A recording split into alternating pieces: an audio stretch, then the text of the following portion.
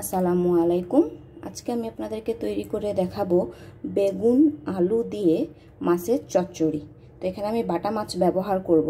তো আমি বেগুনগুলিকে খুব চিকন চিকন করে আগে কেটে নিয়েছি। এখানে প্রায় 4টির মতন বেগুন রয়েছে এবং 2টি মিডিয়াম সাইজের আলু, সেগুলো আলু ভাজির মতো করে কেটে নিয়েছি। এখন এর মধ্যে দিয়ে দিব আমি লবণ, হলুদ গুঁড়া, মরিচ গুঁড়া এবং জিরা গুঁড়া। তারপর দিয়ে দিব এর মধ্যে সয়াবিন তেল।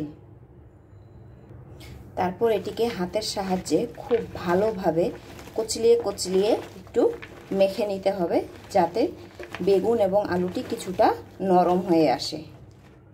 তো আমি এমনভাবে কচলিয়ে মেখেছি, তো দেখুন কি পরিমাণ নরম হয়ে এসেছে। এখন আমি এটিকে একটি পাত্রে ট্রান্সফার করে নিব, যেটিতে আমি রান্না করব। তো আমি পাত্রে ট্রান্সফার করে নেওয়ার পর এর মধ্যে দিয়ে দিব বাটা মাছ। এটি আমি ফ্রোজেন করে ডিপে রেখেছিলাম, এখন এটিকে দিয়ে দিব। তো মাছ কিভাবে আমি ফ্রাই করি সেটার ভিডিওর লিংক আপনারা ডেসক্রিপশন বক্সে পেয়ে যাবেন।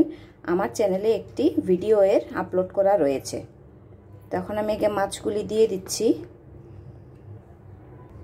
তারপর একটু আলতো হাতে জাস্ট যেন সবজির ভিতর মাছগুলি ঢুকে থাকে এমন করে দিয়ে দিচ্ছি।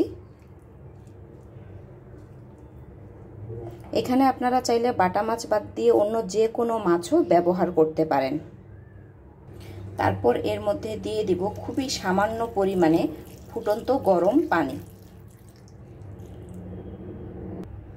এখন চুলাটি অন করে দিয়ে মিডিয়াম আঁচে ঢাকনা দিয়ে ঢেকে রেখে দিব প্রায় 15 মিনিটের জন্য। তো প্রায় 15 মিনিট পর ঢাকনাটি খুলে দেখি কি অবস্থা। এই যে পানিটিও শুকিয়ে এসেছে এবং মাছ এবং সবজি সবগুলি মোটামুটি খুব সুন্দর মতো সিদ্ধ হয়ে এসেছে।